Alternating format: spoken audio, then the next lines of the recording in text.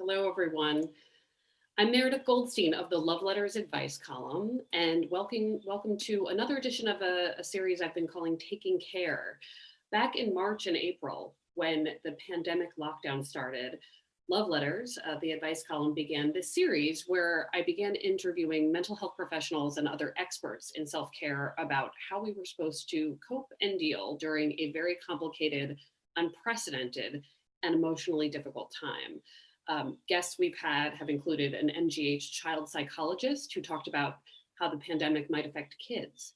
And we even had an episode where we spoke to young members of a Boston Public Health Commission group who talked about how to keep boundaries with teen friends who might want you to hang out when it's not safe to hang out during a pandemic. So there are actually 10 episodes of Taking Care already. And we decided to return to this series because we are now facing a fall and a winter of more complicated times. And today we return with the Reverend Liz Walker, pastor of Roxbury Presbyterian Church, where she leads the Corey Johnson Program for Post-Traumatic Healing. It's a faith-inspired, clinically supported, community-based program that addresses the epidemic of post-traumatic stress in a neighborhood too often overrun by violence. Reverend Walker also happens to be a legend in so many areas of the city and beyond. She did 11 years of humanitarian work in South Sudan and spent 21 years as Boston's first African-American television news anchor on WBZ TV. And I have to admit that when Reverend Walker decided to do this with me today, I called multiple friends to brag to them and then to just freak out silently about my starstruckness to have her here today. So bear with me if I seem a little jittery. I'm quite excited to talk to you. Meredith, you're a little young for my time on TV, but I'll take that. Thank you. No, I think when I moved here, Boston, I'm from Maryland, and Boston is so much more, there are iconic Boston personalities that I immediately, that immediately made me feel like home, however many years, almost 20 years ago now, when I moved here. And I didn't even have that, I think, in Maryland growing up. Yeah. Just this idea that we were part of this community where I could feel like I knew everybody, right? Even when I didn't know them at all. And you were one of those people that I don't know, just makes the city. So anyway, it's so exciting. So there's so many things to talk about in terms of self-care and helping others in a time like this. And a time like this, by the way, is the most complicated phrase because it means so many things. We're post-election, we're pre-holidays, we're going through another surge of cases of coronavirus. I always feel silly asking people, how are you? And of course, I want to start by asking, how are you? But what does that question mean right now? Because that question can be quite frustrating to hear. Indeed. Well, first of all, let me say I'm honored to be a part of this. What a great idea. As I look out in the community and see people who are doing great things to deal with this, I just want to give you a shout out for that because this is important. How are you? That is a loaded question this day, right? Because it's crazy. This is like a really, I use this word too often now, extraordinary era, an extraordinary time that we're in. I think that it's day to day for me. I want to be really honest because some days I really struggle. Some days I get up and I'm not sure, but I am getting through just as others get through, and people who are like me, who have congregations or communities to lead and to pastor and to help and to support, I think we may feel sometimes the burdens even more because we are so concerned about those that we are working with and supporting. So how am I? Today is a good day, and I take it one day at a time. My father was a minister, and that was his last sermon that he preached before he died. And I remember it, take life one day at a time. So this day is a good day, and I'm glad to be with you. So for those who don't know about your extraordinary background, can you talk a little bit about what inspired you to make the shift that you did at a point in your career where you really became a community leader? Well, I, was in television news for what I always say 135 years. I started in my hometown of Little Rock. I went from Little Rock to Denver, Colorado to San Francisco, came to Boston in 1980, and really loved television news. I mean, it's very exciting. Was the first African American anchor of the main news. There were many other people here of color, but of the main news. That was my claim to fame back then, and thought that that's would be what I do. I went on a story in 2000. Oh my goodness, 2001 to South Sudan with a group of ministers and humanitarians and human rights activists. About 12 people left from Boston to go into the bush in South Sudan, where this enormous slave trade had been going on for decades, for generations. They were investigating it. There were some groups here in America that were very anxious about it. And I kind of set it up so that I could go, because two of my heroes in the world, Ray Hammond and Gloria White Hammond, who are two institutions in this community, went on this trip. And it was during this trip that I think my life kind of changed, because I'd never been in a war zone. I'd never been where, people were so marginalized. I'd never seen people who were so deprived. And so that was kind of the beginning of my change in life. Gloria and Ray both told me that I was being called to ministry because of the way I responded to what we saw there. No longer was it as important to tell the story as it was to try to change the story. And so I followed them, and that was I went to Harvard Divinity School. All of this is happening kind of simultaneously, but ended up getting off the main news then and doing a little bit of other news, but going as a divinity student at Harvard and being ordained in the Methodist Church. So this just kind of burst into my life. I can't tell you I planned it. I can tell you that it was just responding to what I saw as a grave injustice in the world, and seeing so much pain in the world that kind of changed my life. I want to put a pin in that because I have more questions later. But can you give people a sense of how your congregation is meeting now and connecting with each other, and how your relationship with members of that community has changed because of the pandemic? Roxbury Presbyterian Church is right in the hub of Boston, really, and in the hub of this neighborhood of Roxbury. It's on Warren Street. It's 130 years old, 130 plus years old, been there forever. A very urban kind of ministry where we have always dealt with the needs around us. So, and a community that can be turbulent, a community with lots of violence, a community with lots of issues. And so when you talk about all of the inequity in the world, you were talking about my neighborhood. When we shut down for COVID, we were in shock. I mean, who knew that we were going to end up being in this situation for so long? And so we were scrambling, just like everyone else, to try to figure it out. But it's a small congregation, mainly an older congregation. But as God would have it, we have some wonderful young people who immediately formed around me as we learned about Zoom, because that was kind of, people just kind of, maybe you knew about Zoom, but I didn't know about Zoom. I didn't know about Zoom. So suddenly we were trying to figure out how to continue worshiping. We knew that people were going to need community. They were going to need meaning, but we also knew we couldn't go back in the church because our community was the hardest hit. There was a lot of shuffling and a lot of kind of listening to the world, where some churches were, being very resistant and saying, we're going to keep on going to church. And that just didn't seem right. This was early when there was very little guidance, you didn't know really what was going on. So as the mayor responded, as the governor responded, we decided to have the church on Zoom.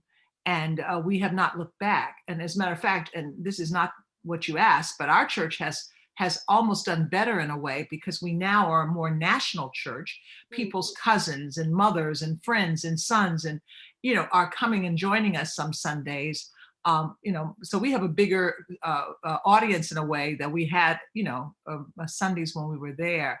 So that's been really good. But we've really had to work and be very intentional about keeping community in times of Zoom, because that's very difficult. And first of all, we had to help some of our older members learn about the technology. So sons and daughters would come and and help mom and help dad. Well, that also helped sons and daughters kind of connect and stay connected with moms and dads. So that bubble that we now know, is all over the place. We created bubbles of community there. We also did some extra things that maybe others didn't do. We had, remember when kids were graduating and there were these like caravans and people would get in their cars and drive by and they do it. We did it just like others for older people. So we did it one day. This was before the George Floyd murder. We had already asked the Boston police to help us. And we went out after the George Floyd murder. We planned it before, but once the murder struck, we went out with the Boston Police Department and had a caravan all around the neighborhood. And it was one of the most I get tingles when I think about it, moving moments for us. We went to people who aren't on Zoom. We went to people in our church who couldn't, figure it all out. We blew our horns. We made, we called them and warned them that we were coming. So we did all that we could to hold on to that community and to stay in those relationships. And that has proved very important because people, that losing that sense of connection is the hardest thing that we're all going through now. And you have to fight for that. I find it fascinating. I wouldn't have even thought about it, this idea that you can become a national church just because. Yeah, I didn't either. Who knew? I mean, I have noticed that when I go to readings, if I go to Harvard Bookstore and I go to a reading and I click on Zoom, there are suddenly people there from all over the country. I do wonder if that might change the demographic. You mentioned that a lot of people in the church community are older. Do you find that you're now seeing youth or younger people in general interested in this community? We have had a few, yeah, now we're very small. So our church is about 100 people, maybe max. So now we're guessing because families are gathered around Zoom. So we have no way of knowing, but we're guessing we might be at 175. Maybe we sometimes hit two. But for us, that's huge. And there are young people who are coming on. We have students from Boston University. We have students who are coming on from Harvard Divinity. So we do know, not in big numbers, but in significant numbers for our demographics, young people are coming on. And what we're trying to do now is to plan for keeping this component in our service. Many churches, bigger churches, already have, and synagogues and mosques already have that kind of online component. We never did, but we are definitely going to keep it now, no matter what happens in the future. We've had 3 people join the church through the Zoom, which was like, my goodness, so there have been blessings in the midst of this chaos.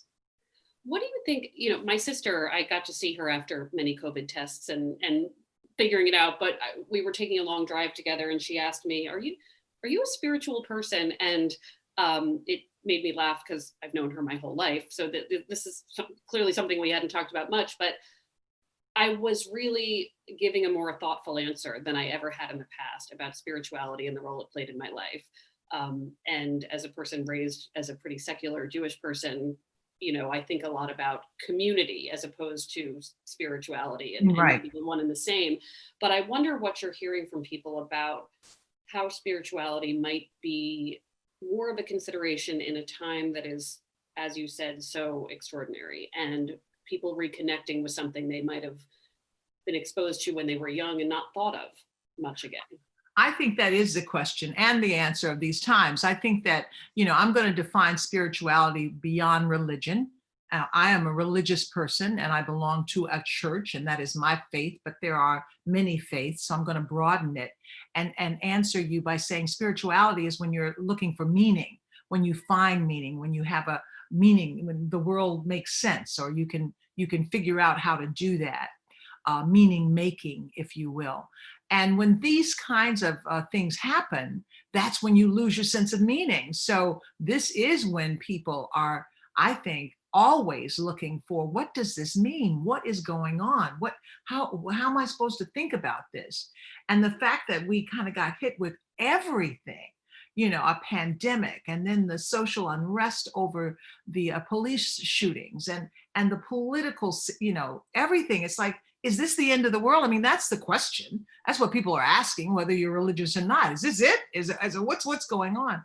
And so I think this is just the time when you seek bigger picture answers and you You want to make sure. I did a sermon once and I said, and I took it from Annie Lamott, who is a wonderful writer and one of my favorites, because she's religious and she's zany and she's herself. And she's an excellent writer. Well, she's at a gifted level.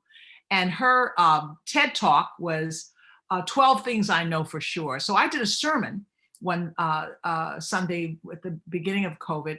And I said, you got to figure out now what things you know for sure. What things give you confidence? What things give you a sense of certainty? What is meaning in your life? And here are 3 things I know. So I think these are the times when you do kind of, when everybody, whether they admit it or not, wrestles with that, because you don't, this is, when was the last time we had something like this happen? And I think that that's important, to take the time and think about it, really think about it for you. Who are you in this world, and what's going on, and how is that impacting you on the inside? And what can you do about that? So the what can you do about question, I think, has come up a lot. And I noticed that, especially over the summer when the city had beautiful protests, and that's how I would describe them. It was an incredible thing to see. There were a lot of white people, I will say, saying, I want to do something. How, this frustrating question to anyone who has lived this life, how can I help now immediately and fix what and I think, how do I help has become, not just with that issue, but even with the pandemic, is also an overwhelming question for some, because there's this want to quickly fix something. And Right. in fact, there are all these tiny things we can be doing to help all the time. So for those who are in a position of taking the journey of being more engaged and helpful, what do you tell them about the sort of pacing of that, and the daily engagement with that? Because I think it became, for many, I mean, this is just my opinion, but people were looking for a quick fix to do the right thing suddenly. And this is a much longer process, I would imagine. I think you're right. You're spot on. First of all, I think that all of the protests, the global protest after the Floyd murder, was just amazing. I mean, it was not just Black people. It was white people. It was people from around the world, and I think that spoke to the pandemic in a way, that people were kind of thinking about being more engaged in the world. And certainly those big things are important. But what I try to tell my congregants, and what I tell my friends, and what I kind of focus on is, it's a marathon, really, and it is about doing the things that you can do every day, and everything matters. I very much emphasize to all of those groups I just mentioned, and to myself, that you really do need to take care of yourself. I believe that it is not just the big things that count, but those tiny things, those random acts of kindness. I tell this story all the time, but I went to a coffee shop, and this was when I was back in Florida, and I had the coffee thing the drive-through had just opened after everything being shut down, and the woman at the window was so nice, and she said, "Well, how are you today?" And I almost broke down in tears from her kindness. And I told her, I said, "You have made my day," because we're all kind of feeling, well, it didn't take a lot for her to be kind, but it was important to her. And here we are, screaming and ranting and raving at each other, and protesting, and doing all these polarizing things politically. So this need to be kind is so important. That's why what you're doing with these talks, I opened up the New York Times the other day, and they had this wonderful piece about 5 minutes worth of Sopranos that you should listen to. I don't know if you saw it, but you should look it up. Oh, I'd like to, And though. it's online, it's that digital piece. And so you get to hear 5 minutes of some of the world's best Sopranos. There's maybe 10 of them. I don't know how many. I haven't listened to them all. And what a lift that was, to be able to listen to some beautiful music just because, right? So those are the kinds of things that sustain us. We're all tough, and we're all, individual, and we can all fight our way through, but really we're all fragile, and we're all broken. And we are suffering now. This is unprecedented. And I don't care how people respond. We're suffering. We're all suffering. So those acts of kindness to yourself, to your family, to the stranger, to that person in the checkout line, those matter. They matter a great deal, and that's what I try to tell people. And this has kind of been always my sermon. And I always used to be kind of embarrassed because it's like, you come off like a Pollyanna. I don't mean to be Pollyannish, but I do know what we need as humanity. And so those are the offerings that I would suggest. I have a question about that. I just want to remind everybody, if you have a question, you're more than welcome to put it in that Q&A space at the bottom, and we'll try to get to every question. But on the note of kindness, right after the election was called, or if we're going to call it as called, I think it's another thing that's a marathon apparently, not a sprint. Right. I was on social media, which is not always smart, and a smart place to be. And there were many people saying, now that this is over, reach out to family and friends who believe different things than you do. Try to make peace, let them know that you hear them. And my initial thought was like, no, thank you. That I think some of us are struggling with how far to extend that kindness, and how much of coming together is counterintuitive when it comes to self-care. I think, I've heard from so many people over the last 4 years about, I don't think I can talk to this family anymore. What is the right thing to do? Whose job is it to try to convince, or to, if someone is denying your humanity, or so how, this is a very complicated question to ask, but I'm sure it's come up to you before about when we're allowed to walk and what responsibility we have to keep people in our lives who may have, Well, now you have to remember that my faith tradition, forgiveness is the whole ball. That's the game. Forgiveness is what we live for. Now that's not easy. When that Mother Bethel church in South Carolina was when the murderer came in and shot all those people, those in a Bible study in that church, that congregation immediately turned around to forgive. I remember a story about an Amish community in Pennsylvania, I think, where some girls were murdered in a school. And before they'd even taken the bodies out of the school, it's a horrible story. The parents were on Today Show or something, and were talking about forgiveness. That's a hard concept. Now, I've read a lot of articles in your paper and in the New York Times where young people your age say that's absolutely absurd. We're not supposed to forgive. Black people are too forgiving, and it's unrealistic. But I would argue, faith-based, I would argue based on my faith, that forgiveness, it frees you. It is really it may or may not freeze it may or may not free the other person, but it definitely frees you. And so I think you are supposed to forgive, absolutely. And I work on it every day, and I have not mastered it. Some people have to forgive over and over and over again, but it is an effort to free myself. So I don't look at it as unrealistic. I think it's possible. I don't think people like to do it, because the holding on to whatever that anger is, energizes people or keeps them on target.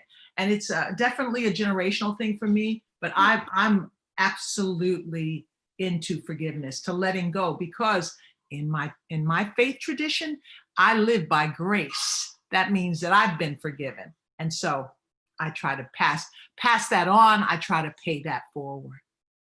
I think it's interesting you point out the generational differences. Oh, absolutely. I'm on the younger end of Gen X, but I do think that forgiveness is not something I was necessarily. No, it's hard. I'm not saying it's easy, but think about it, because we don't forgive ourselves. We walk around with our own stuff on our back. But think about the idea of self, it freeing yourself. And I'm not saying it's going to be automatic, but think about it. Don't just shut the door on it. And I say that to all young people, because I realize, Black Lives Matter is not a group that talks much about forgiveness. I'm a King girl. I grew up in the civil rights movement, and I grew up under Martin Luther King's kind of theology, and his theology was about forgiveness, and it worked for me, and it has worked for me since then. We have a lot of questions, so I'm about the same thing. So I want to ask about it, which is, people are really freaking out about the holidays coming and experiencing another round of holidays without family, or making choices, or hearing from older relatives, no, you must come to the house. I want you to come to the house. And I know you have no solution to this, but any advice for people dealing, first of all, having to give disappointing news to family Right. that they should not be coming, and also how to stay connected. I mean, I have an aunt in Lincoln, Massachusetts, who, her instinct is to say the safest place is in my house. We should all be in my house, right? But it's actually not the safest place right now. Right. So, families negotiating this, what would you tell them? Another difficult, this, you're asking the tough ones I today. know, I know. No one has Um, all the answers, but it's, yeah. Yeah, well, I think we're all struggling with it. Now, my son is an actor. He lives in New York. He's on Broadway, except for he's not on Broadway, right? And so he's really struggling financially and in lots of ways right now. And I really wanted him to come and see me, and he could not come. And I got it, and it took me a while because at first my feelings were hurt. Nick, why can't you come? You can come to Boston. Of course, we're going to be safe. I'm going to be safe. It took me a long while to kind of wrestle with myself. What I've heard from the authorities, and Dr. Fauci is the one man I trust, is that and there are others, but Dr. Fauci particularly, who works for the government, in telling us about the virus and about the vaccine and all of that. You know who I'm talking about. Is that we sacrifice now so that we can make this through later, and that's why we should let go of this Thanksgiving. We should just tough it out for this one. Maybe we'll get Christmas, but definitely we'll get next year. So that, sacrificial kind of right now for the next, benefit, for the benefit down the road, that works for me. Again, out of my faith, that works for me, but that's hard for people. But this whole notion, I was thinking about COVID right now and the whole issue of politicizing masks, when in fact, you really should spiritualize the mask thing, because the sacrifice of my mask is for you. So that's that reaching out thing. And how people have turned that into my freedom. I don't, that's just I don't understand, because it really is, I'm wearing this so that you will not have a problem with the virus. So this giving up this Thanksgiving is a sacrifice. It's a big sacrifice, but I think we do it. If you don't want to do it from a religious standpoint or a spiritual standpoint, do it from a patriotic standpoint, because this is how we can give. We talked about that earlier. This is a way to give for our neighbor so that we can all get through this. And we are, as hokey as it sounds, we are in this together. We've got to learn that. And unfortunately, some of us are learning it the hard way. You mentioned Dr. Fauci. Will you please tell everyone about this exciting event you have coming? Well, we are so excited. Roxbury Presbyterian Church, let me back up. We decided to have a forum, because there are many forums going on, as you know, just like this, of how are we going to get through this. And our forum was called Where Do We Go From Here? I invited Reverend Dr. Gloria White Hammond, who is a pediatrician. She's at Harvard University. She's in palliative care. She's working with the divinity school there. She's just in a lot of things. And she's just a wonderful human being. And she's on the mayor's committee on health inequities during this period. So I invited her to come with me, and let's just talk about just coping, spiritually coping, just what you're doing, what this is, Meredith. We're going to do it on November 24th. We're going to do it targeting our community first, and then everyone. And something said, call Dr. Fauci. And it was just like that. And I called Dr. Fauci. I'm on the task force, or actually it's a working group for the vaccine distribution here in Massachusetts, with a lot of doctors and political leaders and other people who are trying to figure out how to give out the vaccine once it's ready. I asked a doctor on that, the head of that working group, if he could help me find Dr. Fauci. He gave me an email, I emailed, and Dr. Fauci said yes. So Dr. Fauci will be the Zoom guest November 24th. Roxbury Presbyterian Church's trauma program. He'll be our special guest, and he's going to tell us about vaccines and why we need to really get educated on this subject and what we need to do moving forward.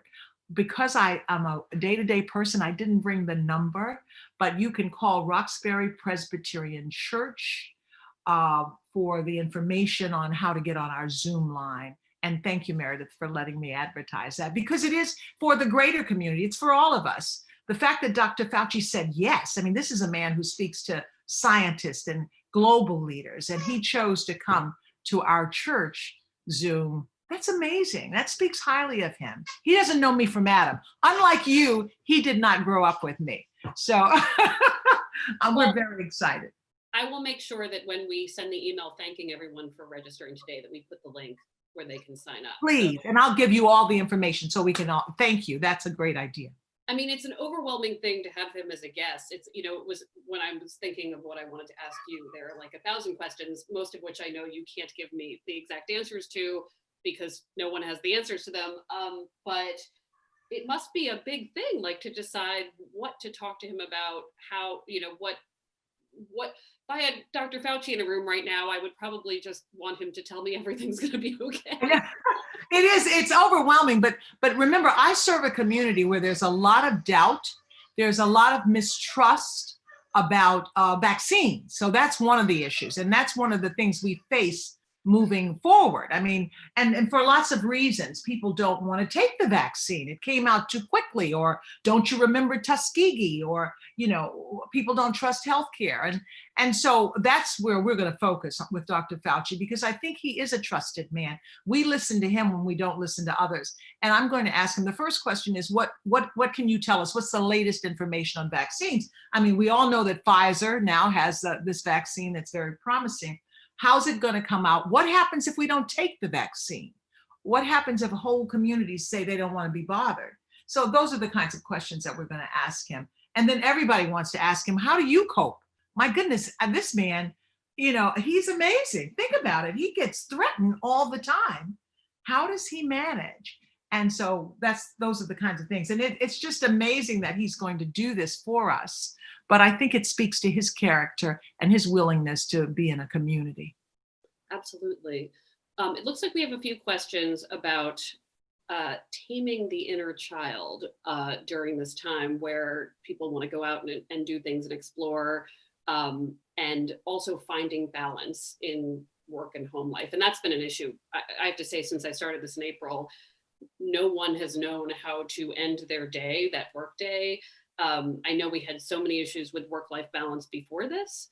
And interestingly enough, I feel like I have a better sense of work-life balance now that I'm home, working from home. But for a lot of people, depending on what they do, or perhaps they've lost work and need to figure out how much time to spend finding work, you know, how we govern ourselves as adults to make sure we're not overdoing it, you know, and hurting ourselves. Well, now that's a real struggle for me, because people who, as I said when I started, people who are ministers, people who are doctors, people who are police, people, you know, all of us are kind of like, I always think of myself as kind of a, you know, a first responder. We're right there when people are at their worst, and blessedly for me, sometimes when people are at their best. So we tend to overdo it. That is by nature who I am. And I tend to not get the balance.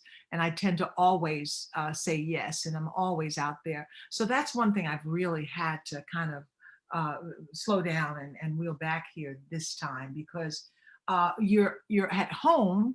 The phone is always ringing. People know you're at home. So you're going to get more calls and more, you know, requests. And that's wonderful. It makes you feel needed and all of that. But you got to take care of yourself before you can take care of a population or friends or family. So I'm working on that one. And I think that what I'm trying to do is do what I call order. I'm trying to just have order in my day. So that means that I get up at a certain time, I do my spiritual practice, my devotion, I do my exercise, I have a certain amount of time that I do work, and then I'm through and I have to let it go. That wasn't the case at the beginning, because it was all hands on deck and we were all trying to talk about it and what are we going to do and who needs help and people need money and people need, and so we were just frazzled. At least I was, you know, running around like that. But now I'm trying to get a little bit more organized, because we're in this for the long haul. Back to your other question, this is not going to end soon. So I want to be here. I'm a survivor, so I want to do everything I can to manage myself, to take care of myself, so that I can continue to help my community. So I organize my day as best I can, and I take care. I exercise. I'm absolutely obsessed with it. I get outside as often as I can. I walk the dog. I ride my bike. I take walks. I have machines here, and I do yoga classes and Pilates classes. I'm obsessive about that now because I think we really have to do more of that kind of self-care now. So I hope that wherever you are and whatever situation you are, you're doing some movement. I think that's critical, and it doesn't matter what age you are, doesn't matter what kind of movement you can do. I mean, we had a session one time with some girlfriends where we just danced. We put our music on and we were on Zoom and we looked absolutely ridiculous, I assure you. But the idea was to move, and because we're so, clamped down now. So those are the things that I'm doing for my own care. Did I answer your question, or did I go all the No, way you down did. another You road? did. It made me wonder though, if that commitment to exercise and movement, did you find for yourself that it's newer in this time, that it was less of a priority before the No, pandemic? I've always been. Or My kids will tell you I have. Now, I have my brother who lives in Chicago is not a big exerciser, but he's never done it too much. But since he was in high school, he said he was really good at basketball. I don't remember, but he stopped since then. But I've been talking him into getting on a bike, and I heard that all the bike sales were through the roof at the beginning of COVID because people were beginning to understand that there had to be some other way to exercise. So I've always been this way because the older you get, the more this becomes important. I think there's an old adage that says move it or lose it. So I'm going to move it as much as I can. I want to talk about helping helpers, because someone like you is, there are people who rise up in the community and in small social groups as the people who get called with the problems, people who are good listeners. I mean, I know who I call when I just need to talk about myself for 90 minutes without, without a pause. And when you think about helping those people, being a support system to those who give a lot of support, how would you like to be supported? I think sometimes we take for granted these people in our lives who are just really good at it, and I always want to make sure I'm giving back to those people. So any advice on taking a moment to acknowledge who those people are and giving back to them? And supporting them. One of the things I didn't mention, we have a program, the trauma, you mentioned it, the trauma healing program, and I haven't told you much about that, but one of the things that we do is the team members on that program, we listen to others all the time. That's what we do. And so every week, the woman, Colleen Sharka, who's the head of that program, who's an amazing clinical social worker, has us get together by Zoom so that we can kind of talk with each other. So that has taught me how to reach out to my friends. And I have a support group. I have Colleen. I call her my psychologist. She's my shrink, but I also have a support group of friends. So we all need to support each other. And people who are in these kind of help professions tend not to, we hold all our stuff in. So I've learned through this period that you really do have to be vulnerable, admit your own weakness, and ask for help. And there's always someone around. I mean, you could be your friend. It could be a counselor. We have a weekly session of the Corey Johnson program, and we invite anyone, again, that's another number you might put on your emails, to come and join us just to talk about how hard this is. So we advocate finding someone. There are lots of programs now that are popping up all over the community to get help, to listen to you, and admit that you need someone. So I'm like you, Meredith. That 90 minutes, can I take my 90 and tell you about my stuff? Because this is tough. Admitting you need that, I think, is the first step. And then I don't think finding people is that difficult. And then we have to learn to be on the other side of that. It means to listen. If you called me and said, Reverend Liz, I really do need to talk to you today, would you mind? My job, really, my most important job is to listen to you. I think sometimes we try to fix each other and, oh, I've got a solution. But the real thing is learning, and this is a national issue. The reason we're in this political mess is because a lot of people in this country felt unheard, that no one was listening to them. And so then that's when we got polarized. And I'm oversimplifying it, but I'm sure that has something to do with it.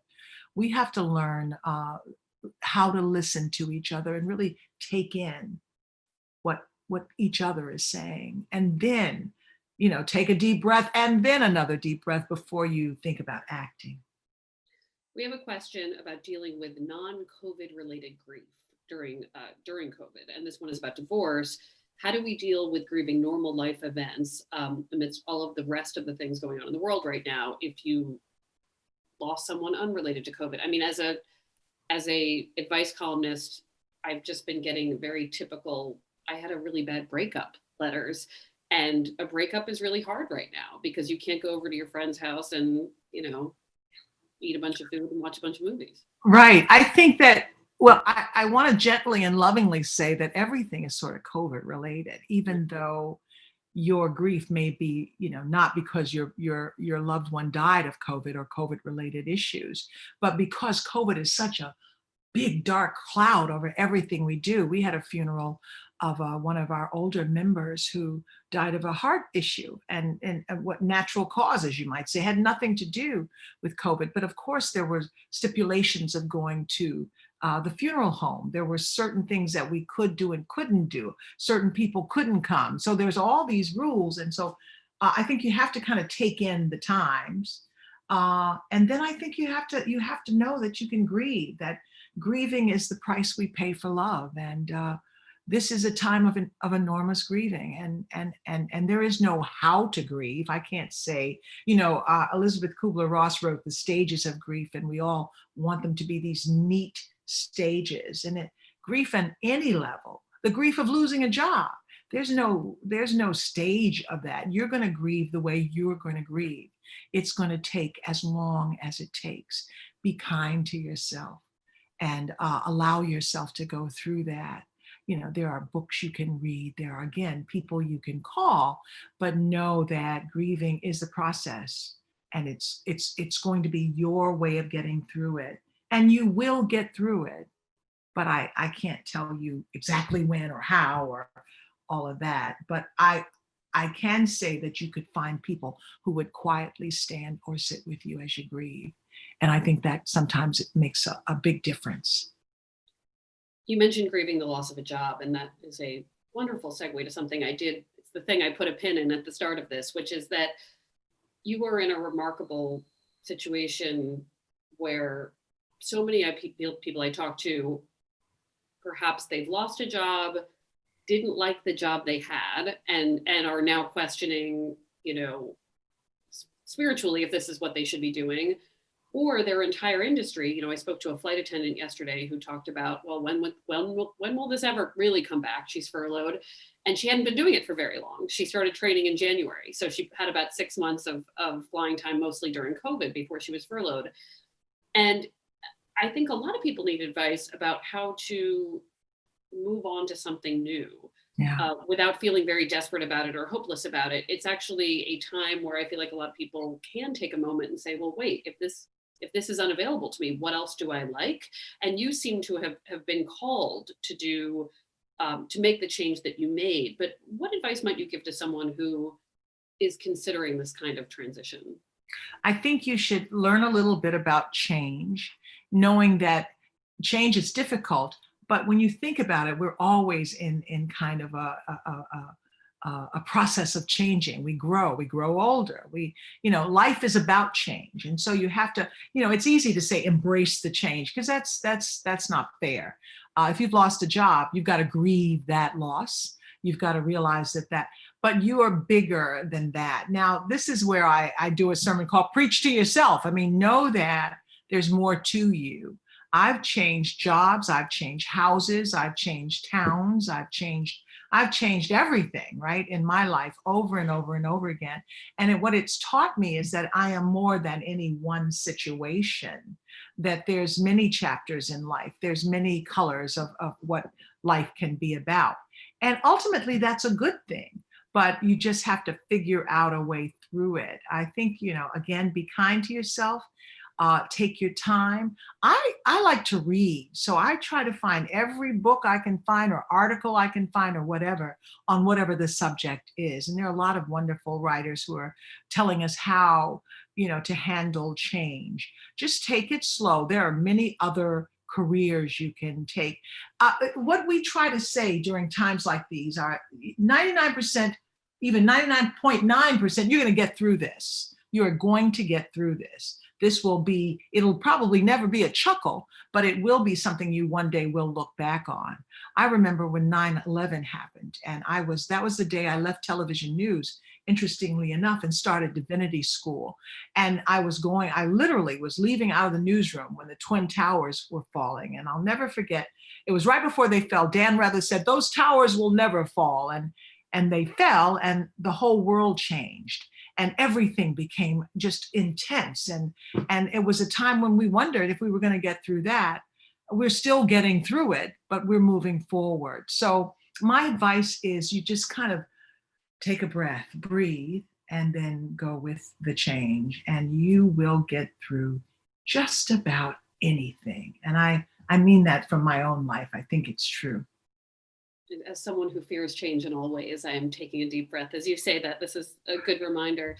I want to talk a little bit about joy, because I find that when I experience it, because sometimes I do, I feel very guilty almost immediately that a good thing has happened, or um, it's a strange feeling. And I think some people on Saturday, who were happy with the election results, then sort of froze in place. Like, wait, is this okay? What does this mean? Um, any thoughts about allowing for happiness right now, even when it seems strange? Oh no, I think you need joy. I watched some of that on the news the other day, and I'm not going to get into the politics of it, but it was wonderful to see these people dancing. What was so amazing was they were doing the same dances I did 20 years ago. I'm like, excuse me, is this like a new dance? But there was something, and that word joy kept popping up. So I think you have to choose joy. You have to find joy in the midst of chaos.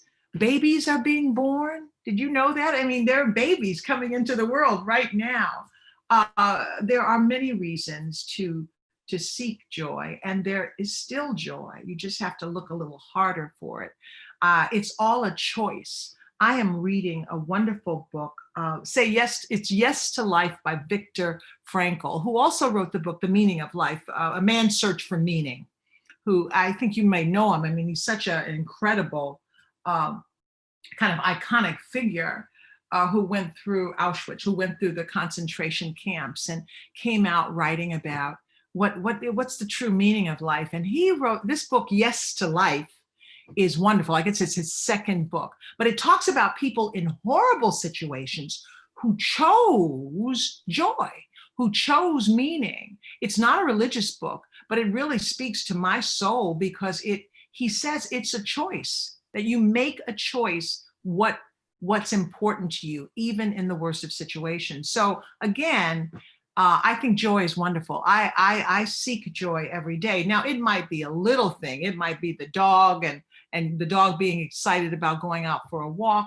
It might be watching children play. I go on YouTube and find the stories about the cats and the dogs and the friendships. I look for stuff.